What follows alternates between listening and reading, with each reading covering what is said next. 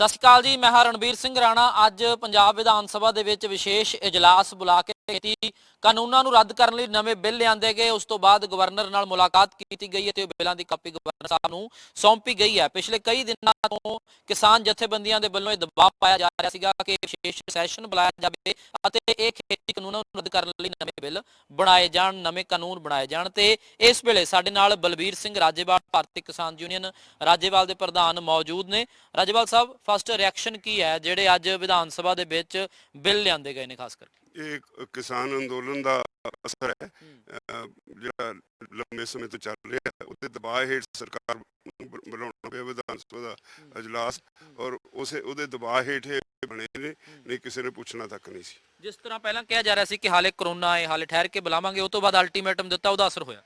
ਹਾਂ ਬਿਲਕੁਲ, ਅਸੀਂ ਤਾਂ ਕਰੋਨਾ ਤਾਂ ਅਸੀਂ ਕਈ ਵਾਰੀ ਚੀਫ ਮਿਨਿਸਟਰ ਨੂੰ ਕਿਹਾ ਵੀ ਪਿੰਡਾਂ ਵਾਲਿਆਂ ਨੇ ਤਾਂ ਕਰੋਨਾ ਪਹਿਲਾਂ ਹੀ ਤੁਹਾਡਾ ਭਜਾ ਦਿੱਤਾ, ਪਿੰਡਾਂ 'ਚ ਕਰੋਨਾ ਹੈ ਹੀ ਨਹੀਂ। ਇਸ ਕਰਕੇ ਸਾਨੂੰ ਕਰੋਨਾ ਦੀ ਪਰਵਾਹ ਨਹੀਂ।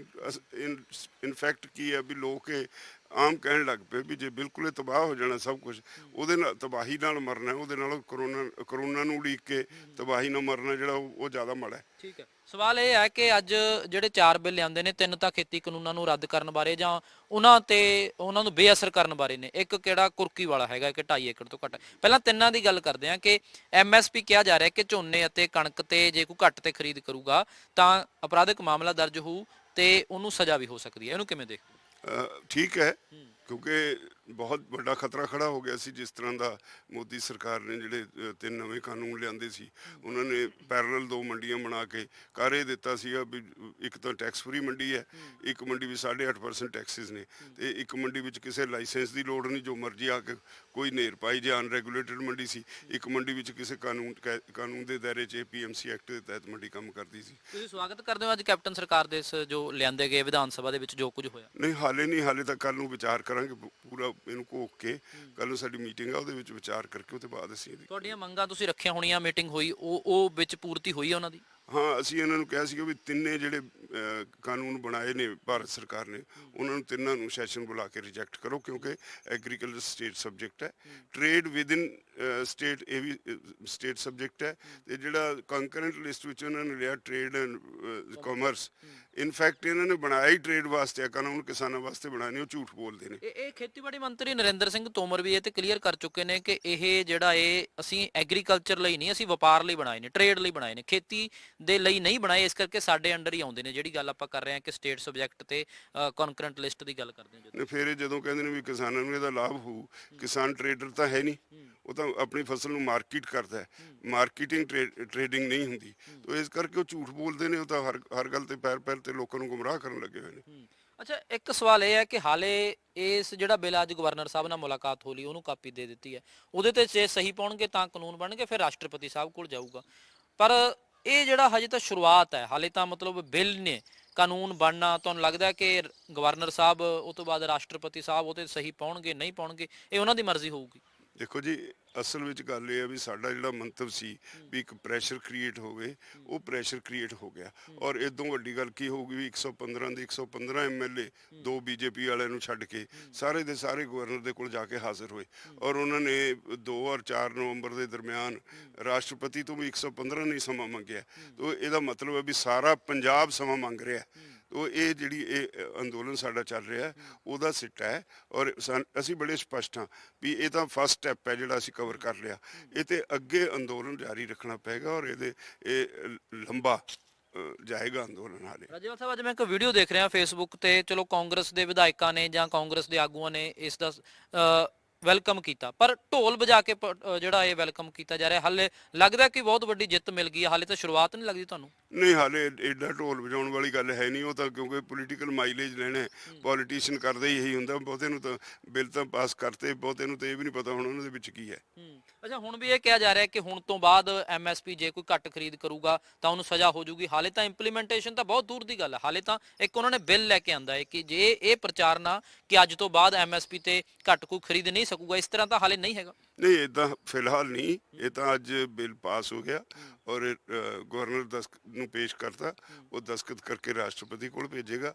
ਰਾਸ਼ਟਰਪਤੀ ਕੋਲ ਵੀ ਇਹ ਜਾ ਕੇ ਕਹਿੰਦੇ ਨੇ ਅਸੀਂ ਮਿਲਾਂਗੇ, ਤੇ ਜੇ ਰਾਸ਼ਟਰਪਤੀ ਨੂੰ ਜੇ ਠੀਕ ਲੱਗੂਗਾ, ਜਿਹੜਾ ਮੈਨੂੰ ਲੱਗਦਾ ਹੈ ਦੋ ਹੀ ਗੱਲਾਂ ਨੇ, ਜੇ ਤਾਂ ਉਹ ਗਵਰਨਰ ਹੋਇਆ ਬੀਜੇਪੀ ਦਾ ਫਿਰ ਤਾਂ ਉਹ ਨਹੀਂ ਕਰਦਾ ਦਸਤਖਤ, ਜੇ ਹੋਇਆ ਲੋਕਾਂ ਦਾ ਫਿਰ ਜਦੋਂ ਸਾਰਾ ਪੰਜਾਬ ਚਲਾ ਗਿਆ 115 ਐਮਐਲਏ ਚਲੇ ਗਏ he will have to sign, ਫਿਰ ਉਹਨੂੰ ਇਖਲਾਕ ਮੰਗ ਕਰਦਾ ਵੀ ਉਹ ਦਸਤਖਤ ਕਰੇ, ਨਹੀਂ ਫਿਰ ਉਹ ਜਿਹੜਾ ਕਨਸਟੀਟਿਊਸ਼ਨ ਰੈਫਰੈਂਸ ਵਾਸਤੇ ਸੁਪਰੀਮ ਕੋਰਟ ਨੂੰ ਭੇਜ ਦੂਗਾ, ਲਟਕਿਆ ਰਹੂਗਾ। ਪਰ ਸਰਕਾਰ ਤੇ ਇੱਕ ਦਬਾਅ ਜ਼ਰੂਰ ਖੜਾ ਹੋ ਗਿਆ। ਅੱਛਾ, ਹੋਰ ਜਿਹੜੀਆਂ ਸਟੇਟਾਂ ਨੇ ਜਿੱਥੇ ਭਾਜਪਾ ਦੀ ਸਰਕਾਰ ਨਹੀਂ ਹੈਗੀ, ਦਿੱਲੀ ਹੈ, ਰਾਜਸਥਾਨ ਹੈ ਜਾਂ ਮਹਾਰਾਸ਼ਟਰ ਹੈ ਜਾਂ ਹੋਰ ਵੀ ਜਿੱਥੇ ਵੈਸਟ ਬੰਗਾਲ ਹੈ, ਲੱਗਦਾ ਕਿ ਉੱਥੇ ਵੀ ਹੁਣ ਇਸ ਤਰ੍ਹਾਂ ਦਾ ਜਿਹੜਾ ਰੈਜ਼ੋਲੂਸ਼ਨ ਹੈ ਬਿੱਲ ਹੈ ਲਿਆਉਣੇ ਚਾਹੀਦੇ? ਦੇਖੋ ਜੀ, ਉਹ ਪਹਿਲੀ ਗੱਲ ਤਾਂ ਇਹ ਆ ਵੀ ਉਹਨਾਂ ਨੂੰ ਇੰਨੀ ਵਧੀਆ ਆਰਗੇਨਾਈਜ਼ਡ ਮੰਡੀ ਬਣਾਉਣੀ ਪਏਗੀ ਜਿੰਨੀ ਪੰਜਾਬ ਤੇ ਹਰਿਆਣੇ ਨੇ ਬਣਾਈ ਹੈ। ਅਸੀਂ ਇੱਕ ਰੈਗੂਲੇਟਡ ਮਾਰਕੀਟ 'ਚ ਆਪਣੀ ਫਸਲ ਵੇਚਦੇ ਹਾਂ, ਜਿੱਥੇ ਸਰਕਾਰ ਨੂੰ ਖਰੀਦਣ ਵਾਸਤੇ ਕੋਈ ਦਿੱਕਤ ਨਹੀਂ ਆਉਂਦੀ। ਅਸੀਂ FCI ਦੀ ਮਦਦ ਵਾਸਤੇ ਏਜੰਸੀਆਂ ਬਣਾਈ ਹੋਈਆਂ। ਜੇ ਸਰਕਾਰ ਦਾ ਮਨ ਇਹੀ ਹੈ, ਜਿਹੜੀ ਸ਼ਾਂਤਾ ਕੁਮਾਰ ਕਮੇਟੀ ਨੇ ਕਿਹਾ ਵੀ ਉਹਨਾਂ ਨੇ FCI ਡਿਸਬੈਂਡ ਕਰ ਦੇਣੀ ਹੈ, ਇਹ ਜਿਹੜੇ ਬਿੱਲ ਪਾਸ ਹੋਏ ਨੇ ਇਹ ਫਿਰ ਬੇਮਾਨਾ ਹੋ ਜਾਣੇ। ਜਦੋਂ ਉਹਨੇ ਜੇ FCI ਡਿਸਬੈਂਡ ਕਰਤੀ, ਫਿਰ ਕੌਣ ਅਨਾਜ ਨੂੰ ਸੰਭਾਲੇਗਾ? ਫਿਰ ਇੱਕ ਨਵਾਂ ਸਵਾਲ ਇਹ ਵੀ ਖੜਾ ਹੋ ਗਿਆ ਵੀ ਪੰਜਾਬ ਸਰਕਾਰ ਕੋਲ ਤਾਂ ਇੰਨੇ ਰਿਸੋਰਸਿਸ ਨਹੀਂ ਹਨ।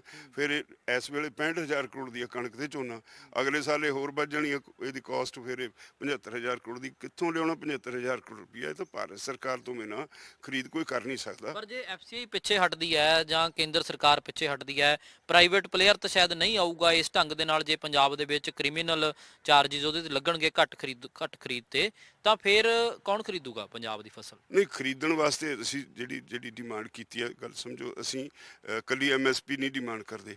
MSP and state procurement legal right ਹੋਣਾ ਚਾਹੀਦਾ ਸਾਡਾ, ਇੱਕ ਗੱਲ। ਦੂਸਰੀ, ਅਸੀਂ ਕਹਿੰਦੇ ਹਾਂ ਸਵਾਮੀਨਾਥਨ ਕਮਿਸ਼ਨ ਰਿਪੋਰਟ ਦੇ ਮੁਤਾਬਕ A2+FL ਨਹੀਂ, C2+50% ਦੇ ਫਾਰਮੂਲੇ ਨਾਲ ਭਾਅ ਤੈਅ ਕੀਤੇ ਜਾਣ, ਫਿਰ ਉਹਦੀ ਖਰੀਦ ਗਰੰਟੀ ਕੀਤੀ ਜਾਏ।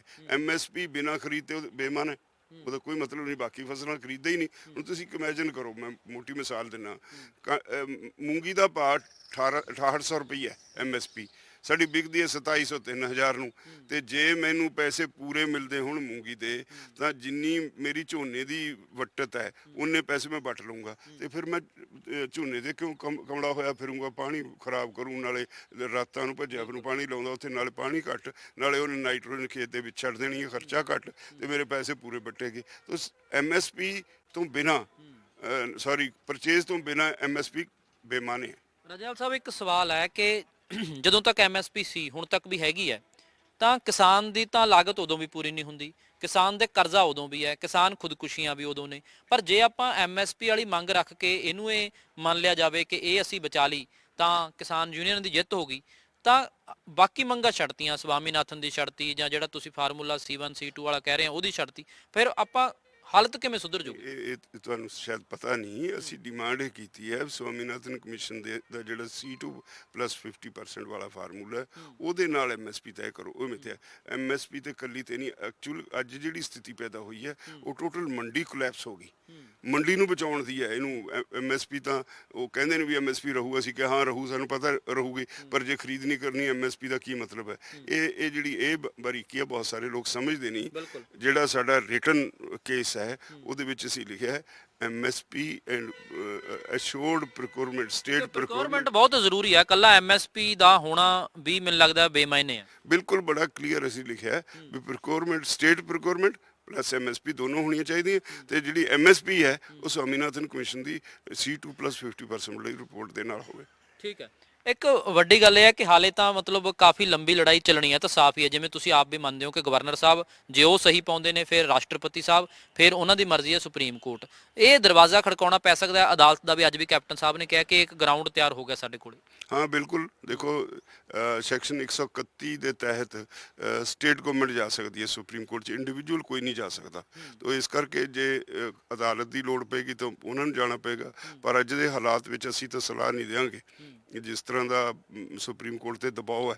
ਇਸੇ ਕਰਕੇ ਨਹੀਂ ਨਾ ਇਸ ਪਾਸੇ ਅਸੀਂ ਉਪਰਾਲਾ ਕੀਤਾ ਬਈ ਦਬਾਅ ਹੇਠ ਕੰਮ ਕਰ ਰਹੀ ਹੈ ਸਾਡੀ ਸੁਪਰੀਮ ਕੋਰਟ। ਕਿੰਨੇ ਸਾਲ ਅਦਾਲਤਾਂ 'ਚ ਲੰਘ ਜਾਂਦੇ ਨੇ। ਜੇ ਬਾਬਰੀ ਮਸਜਿਦ ਦਾ ਕੇਸ ਦੇਖੀਏ ਤਾਂ 28 ਸਾਲ, ਜੇ SYL ਦਾ ਦੇਖੀਏ ਤਾਂ ਹਾਲੇ ਵੀ ਕੋਈ ਨਿਤਾਰਾ ਨਹੀਂ ਹੋਇਆ ਹੈਗਾ, ਜੇ 84 ਦੇ ਮਾਮਲੇ ਦੇਖੀਏ ਲਟਕੇ ਹੋਏ ਨੇ। ਇਹ ਤੋਂ ਵੀ ਬਿਨਾਂ ਜਿਹੜਾ ਦਬਾਅ ਕਰਕੇ ਫੈਸਲੇ ਨਹੀਂ ਲੋਕਾਂ ਦੇ ਹੱਕ 'ਚ ਹੋ ਰਹੇ। ਬੜਾ ਕਲੀਅਰ ਹੁੰਦਾ ਵੀ ਇਹ ਫੈਸਲਾ ਜਿਹੜਾ ਲੋਕਾਂ ਦੇ ਨਾਲ ਧੱਕਾ ਹੋ ਗਿਆ, ਪਰ ਜੋ ਬੀਜੇਪੀ ਕਹਿੰਦੀ ਉਹਦੇ ਮੁਤਾਬਕ ਫੈਸਲਾ ਹੁੰਦਾ ਹੈ। ਇਸ ਕਰਕੇ ਅਸੀਂ ਇਹਦੇ ਹੱਕ 'ਚ ਨਹੀਂ ਵੀ ਸੁਪਰੀਮ ਕੋਰਟ ਦਾ ਦਰਵਾਜ਼ਾ ਖੜਕਾਇਆ ਜਾਏ। ਹਾਂ, ਅਸੀਂ ਜਿਹੜਾ ਸਾਡੇ ਕੋਲ ਸਾਡਾ ਡੈਮੋਕ੍ਰੈਟਿਕ ਰਾਈਟ ਹੈ, ਪੀਸਫੁਲ ਐਜੀਟੇਸ਼ਨ ਦੇ ਨਾਲ ਹੀ ਅਸੀਂ ਸਰਕਾਰ ਨੂੰ ਢਾਹਾਂਗੇ।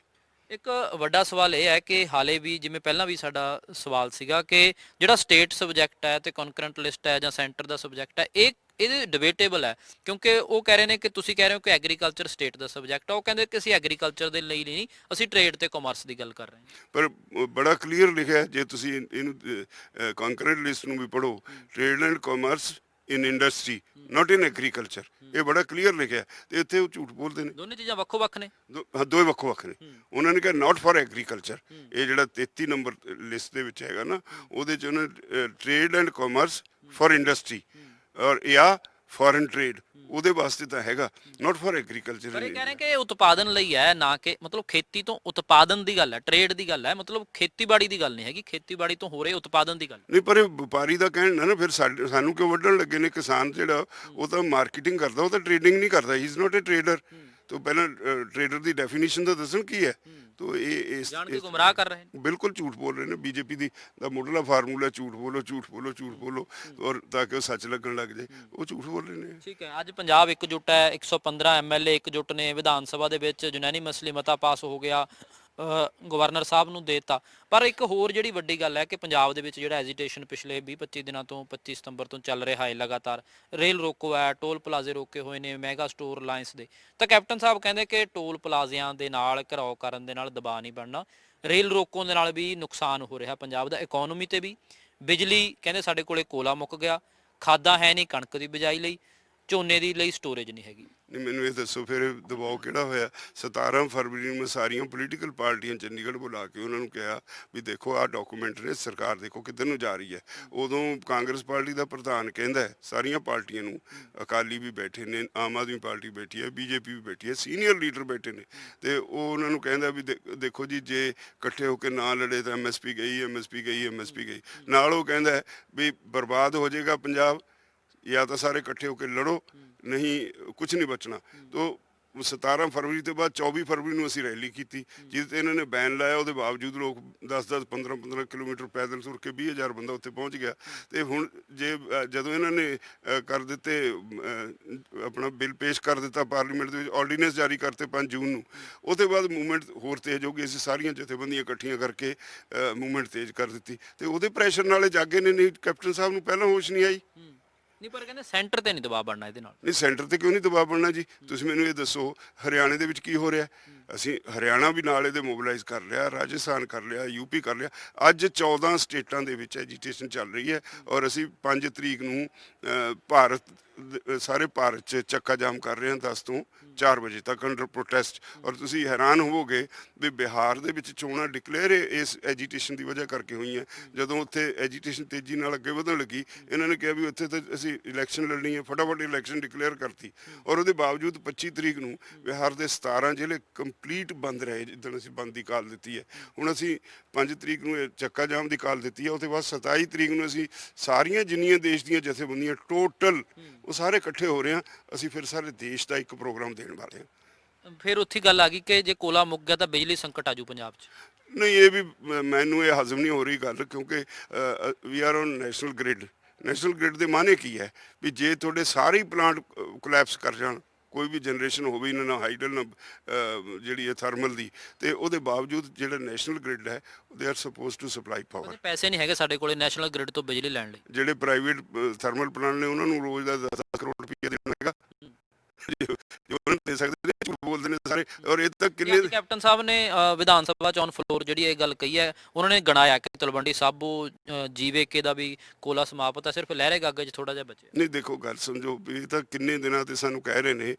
ਉਹਦੇ ਬਾਅਦ 2 ਮੀਟਿੰਗਾਂ ਸਾਡੀਆਂ ਹੋ ਲਈਆਂ, ਉਹਦੇ ਕਹਿੰਦੇ ਸਾਡੇ ਤੋਂ 2 ਦਿਨ ਦਾ ਕੋਲਾ ਰਹਿ ਗਿਆ, 3 ਦਿਨ ਦਾ ਕੋਲਾ ਬੋਲ ਰਹੇ ਨੇ, ਝੂਠੇ ਬੋਲਦੇ ਰਹੇ ਨੇ। ਹੁਣ ਤੇ ਰੋਜ਼ ਖਬਰਾਂ ਹੈ ਨਾ ਕੋਲ, ਰੋਜ਼ ਖਬਰਾਂ ਛਪਦੀਆਂ ਰਹੀਆਂ ਨੇ ਬਈ ਦੇਖੋ ਜੀ ਪੰਜਾਬ ਤਾਂ ਬਲੈਕ ਆਊਟ ਹੋ ਜਾਣਾ, ਤੇ ਅੱਜ ਤੱਕ ਤਾਂ ਹੋਇਆ ਨਹੀਂ।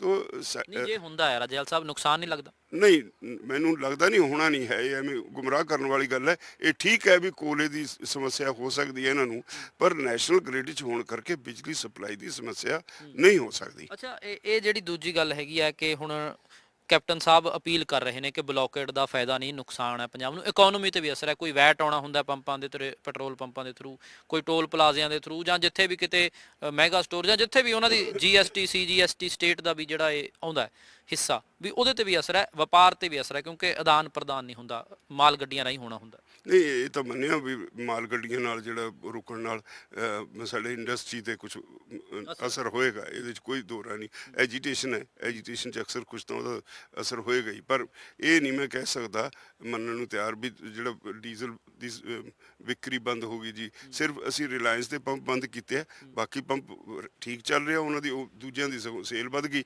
ਤੇ ਜਿੰਨੀ ਲੋੜ ਹੈ ਲੋਕਾਂ ਨੂੰ, ਕੋਈ ਡੀਜ਼ਲ ਦੀ ਸ਼ਾਰਟੇਜ ਕੋਈ ਨਹੀਂ ਹੈ। ਖਾਦਾਂ ਦੀ ਵੀ ਗੱਲ ਹੋਈ ਹੈ। ਖਾਦਾਂ ਦੀ ਦੇਖੋ, ਇਹ ਸਾਰਾ ਸਾਲ ਆਉਣ ਵਾਲਾ ਕੰਮ ਹੈ, ਇਹ ਜਿਹੜਾ ਨੇ ਰੇਕ ਲੱਗਦੇ ਰਹਿੰਦੇ ਨੇ ਸਾਰਾ ਸਾਲ। ਇਹਨਾਂ ਕੋਲ ਜਿੰਨੀ ਖਾਦ ਸਾਨੂੰ ਹੁਣ ਬਜਾਈ ਵੇਲੇ ਚਾਹੀਦੀ ਹੈ, ਉਹ ਤੋਂ 10% ਵੱਧ ਪਈ ਹੈ, ਸਾਨੂੰ ਪਤਾ ਸਾਰਾ। ਅਸੀਂ ਪਰ ਸਾਡੇ ਖੇਤੀਬਾੜੀ ਮੰਤਰੀ ਜਿਹੜੇ ਹੈਗੇ ਨੇ ਵਿਭਾਗ ਦੇ ਅਧਿਕਾਰੀ, ਉਹ ਵੀ ਮੰਨਦੇ ਨੇ, ਕਹਿੰਦੇ ਅਜੇ ਸਾਨੂੰ DAP ਦੀ ਲੋੜ ਹੁੰਦੀ ਹੈ ਜ਼ਿਆਦਾ। ਨਹੀਂ, ਲੋੜ ਹੁੰਦੀ ਆ, ਕਿਉਂਕਿ ਆਲੂ ਲੱਗਣਾ ਸੀਗਾ। ਹੁਣ ਜਿਹੜਾ DAP ਦੀ ਵਰਤੋਂ ਸੀ ਉਹ ਤਾਂ ਆਲੂ ਦੇ ਵਿੱਚ ਹੋ ਚੁੱਕੀ, ਕਣਕ ਦੇ ਵਿੱਚ ਤਾਂ ਅਸੀਂ ਬਹੁਤ ਘੱਟ ਇਸਤੇਮਾਲ ਕਰਦੇ ਹਾਂ, ਦੂਜੀ ਕੰਪਲੈਕਸ ਫਰਟੀਲਾਈਜ਼ਰ ਇਸਤੇਮਾਲ ਕਰ ਲੈਂਦੇ, ਉਹਦੇ ਨਾਲ ਸਰ ਜਾਂਦਾ ਹੈ। ਪਰ ਫਿਰ ਵੀ ਜਿਹੜਾ ਪਹਿਲਾਂ ਸਪਲਾਈ ਕੀਤਾ ਸੀ, ਉਹ ਕਿਉਂ ਘੁੱਟ ਕੇ ਰੱਖਿਆ ਸੁਸਾਇਟੀਆਂ 'ਚ? ਇਹਨਾਂ ਨੇ ਸਾਨੂੰ ਬਦਨਾਮ ਕਰਕੇ ਰੱਖਿਆ। ਕਹਿੰਦੇ ਝੋਨਾ ਜਿਹੜਾ ਨਵਾਂ ਆ ਰਿਹਾ, ਨਵੀਂ ਝੋਨਾ ਆ ਰਿਹਾ, ਉਹਦੇ ਲਈ ਸਟੋਰੇਜ ਲਈ ਸਪੇਸ ਨਹੀਂ ਹੈਗੀ।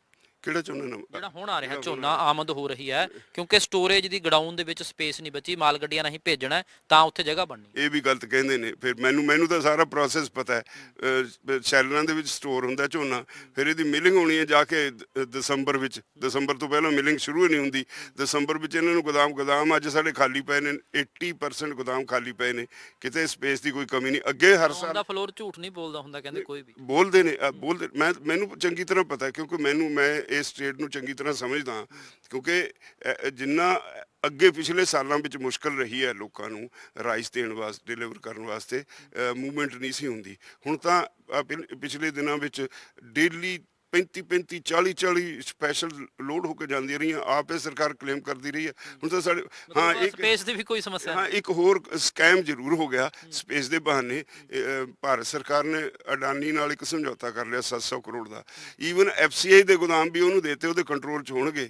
ਜਿੰਨਾ ਮਾਲ ਗੋਦਾਮਾਂ 'ਚ ਲੱਗੂਗਾ ਉਹਨੂੰ 700 ਕਰੋੜ ਦੇ ਲੈ ਲਿਆ, ਬਸ ਉਹਨੂੰ 9 ਰੁਪਏ ਕੁਝ ਪੈਸੇ ਪਰ ਕੁਇੰਟਲ ਆਪਣੇ ਗੋਡਾਊਨਾਂ ਦਾ ਉਹਨੂੰ ਦੇਣਾ, ਆਪਣੇ ਗੋਡਾਊਨਾਂ ਦਾ ਉਹਨੂੰ ਦੇਣਾ ਹੈ। ਚਲੋ ਰਾਜੇਵਾਲ ਸਾਹਿਬ, ਮੀਟਿੰਗ ਭਾਵਾਂ ਕਿ ਤੁਹਾਡੀ ਹੋਣੀ ਹੈ ਚੰਡੀਗੜ੍ਹ ਦੇ ਵਿੱਚ, ਪਰ ਉਹ ਤੋਂ ਪਹਿਲਾਂ ਚਲੋ ਤੁਸੀਂ ਬਹੁਤਾ ਨਹੀਂ ਦੱਸ ਸਕਦੇ, ਪਰ ਪਿੱਛੇ ਨਹੀਂ ਹਟੋਗੇ ਜਿਹੜਾ ਅੰਦੋਲਨ ਚੱਲ ਰਿਹਾ ਇਸ ਵੇਲੇ ਵੀ? ਹੁਣ ਤੱਕ ਕੈਪਟਨ ਸਾਹਿਬ ਨੇ ਤਾਂ ਮਤਾ ਪਾਤਾ, ਬਿੱਲ ਪਾਸ ਕਰਤੇ ਵਿਧਾਨ ਸਭਾ ਦੇ ਵਿੱਚ ਕਿ ਸਾਡੀ ਮੰਗ ਇਹ ਪੂਰੀ ਹੋਊਗੀ। ਨਹੀਂ, ਇਹ ਪਿੱਛੇ ਹਟਣ ਦਾ ਤਾਂ ਸਵਾਲ ਹੀ ਨਹੀਂ। ਸਾਨੂੰ ਪਤਾ ਵੀ ਇਹ ਇੰਨਾ ਸੌਖਾ ਨਹੀਂ ਹੈਗਾ ਹੋਣ ਵਾਲਾ। ਸੈਂਟਰ ਤੇ ਦਬਾਅ ਬਣਾ ਕੇ ਰੱਖਣਾ ਜ਼ਰੂਰੀ ਹੈ।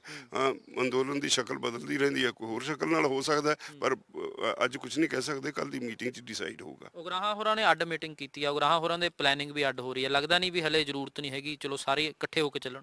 ਨਹੀਂ, ਉਹ ਹੁਣ ਤੱਕ ਸਾਡੇ ਨਾਲ ਹੀ ਨੇ, ਪਤਾ ਨਹੀਂ ਉਹਨਾਂ ਨੂੰ ਕੀ ਹੋਇਆ, ਅਲੱਗ ਕਿਉਂ ਕਰਦੇ ਨੇ। ਇੱਕ ਗੱਲ ਜ਼ਰੂਰ ਕਹਿੰਦੇ ਹੁੰਦੇ ਸੀ ਵੀ ਜੋ ਫੈਸਲਾ ਤੁਸੀਂ ਕਰੋਗੇ ਕਰਾਂਗੇ, ਉਹੀ ਕਰਾਂਗੇ ਅਸੀਂ ਅਲੱਗ। ਇਹ ਉਹ ਜਾਣਦੇ ਨੇ। ਉਹੀ ਮੰਤਰੀ ਤੁਹਾਨੂੰ ਮਿਲੇ ਬਾਅਦ ਵਿੱਚ, ਉਹੀ ਮੰਤਰੀ ਪੰਜਾਬ ਭਵਨ 'ਚ ਚੰਡੀਗੜ੍ਹ ਨੂੰ ਮਿਲਦੇ ਨੇ, ਉਹੀ ਗੱਲਬਾਤ। ਨਹੀਂ, ਇਹ ਉਹਨਾਂ ਨੂੰ ਪੁੱਛੋ, ਜ਼ਿਆਦਾ ਬਿਹਤਰ ਹੈ, ਮੈਂ ਉਹਦੇ ਤੇ ਕੋਈ ਕਮੈਂਟ ਨਹੀਂ ਕਰਨਾ। ਪਰ ਇਹ ਹੈਗਾ ਜ਼ਰੂਰ ਵੀ ਸਾਡੇ 'ਚ ਉਹ ਹਮੇਸ਼ਾ ਮੀਟਿੰਗਾਂ 'ਚ ਆਉਂਦੇ ਰਹੇ। ਇੱਕ ਮੀਟਿੰਗ 'ਚ ਨਹੀਂ ਉਹ ਆਏ, ਉਹ ਉਦੋਂ ਤੱਕ ਉਹ ਕਹਿੰਦੇ ਰਹੇ ਵੀ ਅਸੀਂ ਤੁਹਾਡੇ ਨਾਲ ਹਾਂ, ਜੋ ਤੁਸੀਂ ਫੈਸਲਾ ਕਰੋਗੇ ਅਸੀਂ ਲਾਗੂ ਉਹੀ ਕਰਾਂਗੇ, ਪਰ ਅਸੀਂ ਕਰਾਂਗੇ ਆਪਣੀ ਮਰਜ਼ੀ ਨਾਲ ਕਿੱਥੇ ਲਾਗੂ ਕਰਨਾ। ਤੇ ਜਿਸ ਤਰ੍ਹਾਂ ਪੰਜਾਬ 'ਚ ਹੁਣ ਚੱਲ ਰਿਹਾ ਐਜੀਟੇਸ਼ਨ, ਠੀਕ ਹੈ, ਲੱਗਦਾ ਸਹੀ ਟਰੈਕ ਤੇ ਹੋ, ਜਾਂ ਹਾਲੇ ਹੋਰ ਵੱਡੀ ਮਜ਼ਬੂਤੀ ਦੇ ਨਾਲ ਲੜਨ ਦੀ ਲੋੜ ਪੈਣੀ ਹੈ? ਦੇਖੋ, ਬਹੁਤ ਹੀ ਮੈਂ ਸਮਝਦਾ ਇਸ ਵਾਰੀ ਜਿਸ ਤਰ੍ਹਾਂ ਲੋਕਾਂ ਤੋਂ ਹੁੰਗਾਰਾ ਮਿਲ ਰਿਹਾ, ਸੁਸਾਇਟੀ ਦਾ ਕੋਈ ਵਰਗ ਨਹੀਂ ਜਿਹੜਾ ਜਿਹਨੂੰ ਇਹ ਸਮਝ ਨਹੀਂ ਪਈ ਵੀ ਇਹ ਬਹੁਤ ਡੈਮੇਜਿੰਗ ਨੇ, ਔਰ ਸਾਰੇ ਪਾਸੇ ਸਾਨੂੰ ਸਾਥ ਮਿਲ ਰਿਹਾ। ਇਹ ਤੋਂ ਵੀ ਅਗਲੀ ਗੱਲ ਇਹ ਹੈ ਵੀ ਇਹਨੂੰ ਏਡੇ ਵੱਡੇ ਅੰਦੋਲਨ ਨੂੰ ਪੀਸਫੁਲ ਰੱਖਣਾ ਬਹੁਤ ਵੱਡੀ ਮੁਸ਼ਕਲ ਹੁੰਦੀ ਹੈ। ਸਾਡਾ ਸਾਰੇ ਸਭ ਤੋਂ ਵੱਧ ਜ਼ੋਰ ਇਸ ਗੱਲ ਤੇ ਲੱਗਿਆ ਵੀ ਇਹ ਜਿਹੜਾ ਅੰਦੋਲਨ ਹੈ ਪੀਸਫੁਲ ਰਹੇ। ਅਸੀਂ ਲੋਕਾਂ ਨੂੰ ਕਿਹਾ ਵੀ BJP ਵਾਲੇ ਤੁਹਾਨੂੰ ਪ੍ਰਵੋਕ ਕਰਦੇ ਨੇ, ਤੁਸੀਂ ਪ੍ਰਵੋਕ ਨਹੀਂ ਹੋਣਾ, ਇਹੀ ਤੁਹਾਡਾ ਇਮਤਿਹਾਨ ਹੈ। ਤੁਸੀਂ ਜੇ ਇਹਨੂੰ ਪੀਸਫੁਲ ਰੱਖ ਜਾਂਦੇ ਹੋ ਤਾਂ ਤੁਹਾਨੂੰ ਕੋਈ ਨਹੀਂ ਮਾਰ ਸਕਦਾ। ਖਦਸ਼ੇ ਅੱਜ ਵੀ ਕੈਪਟਨ ਸਾਹਿਬ ਨੇ ਪ੍ਰਗਟਾਏ ਨੇ ਕਿ ਪੰਜਾਬ ਦਾ ਮਾਹੌਲ ਖਰਾਬ ਹੋ ਸਕਦਾ ਹੈ, ਪੰਜਾਬ ਦੇ ਵਿੱਚ ਸ਼ਾਂਤੀ ਪੈਦਾ ਹੋ ਸਕਦੀ ਹੈ, ਅਸੀਮਿਆਂ ਦਾ ਦਰਬਾਰ ਆ ਸਕਦਾ ਹੈ। ਚੀਨ ਤੇ ਪਾਕਿਸਤਾਨ ਪਹਿਲਾਂ ਹੀ ਸਾਡੇ ਖਿਲਾਫ ਨੇ, ਵਿਰੋਧੀ ਨਜ਼ਰ ਟਿਕਾਈ ਹੋਈ ਉਹਨਾਂ ਨੇ। ਇਹ ਸਾਰੀਆਂ ਪੋਲੀਟੀਕਲ ਉਹ ਕਰ ਸਕਦੇ ਆ। ਮੈਂ ਤਾਂ ਜਿੱਥੇ ਤੱਕ ਅੰਦੋਲਨ ਦਾ ਸਵਾਲ ਮੈਂ ਕਹਿ ਸਕਦਾ ਕਿ ਅਸੀਂ ਪੋਲੀਟੀਕਲ ਨਹੀਂ ਹੋੜਿਆ, ਬਿਲਕੁਲ ਪੀਸਫੁਲ ਰਹੇ। ਹਾਂ, ਇੱਕ ਜਿਹੜਾ ਲੱਗਿਆ ਅਸੀਂ ਉਹਨੂੰ ਕਲੈਮ ਕੀਤਾ ਜਿਹੜਾ ਟਾਂਡੇ ਅਸ਼ਵਨੀ ਸ਼ਰਮਾ ਦੇ ਉੱਤੇ ਅਟੈਕ ਹੋਇਆ, ਪਰ ਤੁਸੀਂ ਹੈਰਾਨ ਹੋਵੋਗੇ ਵੀ ਜਲੰਧਰ ਚ ਉਹਨੂੰ ਨੇ 2000 ਬੰਦੇ ਨੇ ਘੇਰੀ ਰੱਖਿਆ 7 ਘੰਟੇ। ਜੇ ਅਸੀਂ ਕੁਝ ਕਹਿਣਾ ਹੁੰਦਾ ਉੱਥੇ ਕਹਿੰਦੇ, ਤੇ ਹੁਣ ਵੀ ਉਹ ਨਹੀਂ ਕਹਿੰਦਾ ਵੀ ਕਿਸਾਨਾਂ ਨੇ ਕੀਤਾ ਅਟੈਕ। ਉਹਦੇ ਵਿੱਚ ਇੱਕ ਗੱਡੀ ਸੀ, ਇਹ ਇੱਕ ਉਸ ਗੱਡੀ 'ਚ ਉਹਨਾਂ ਨੇ ਸ਼ੀਸ਼ੇ ਬਣਨੇ, ਉਹਨੂੰ ਲੀਕ ਨਹੀਂ ਆਈ। ਇਹਦਾ ਮਤਲਬ ਬੜਾ ਸਾਫ਼ ਹੈ ਵੀ ਡਰਾਮਾ ਕਰਨ ਵਾਸਤੇ ਸ਼ੀਸ਼ੇ ਬਣਾ ਕੇ ਕਰਦੇ, ਕਿਸਾਨ ਬਦਨਾਮ ਕਰਨ ਵਾਸਤੇ। ਰੋਜ਼ ਇਹਨਾਂ ਦਾ ਇੱਕ ਲੀਡਰ ਹੈ ਚੁੱਗ, ਉਹ ਕਹੀ ਜਾਂਦਾ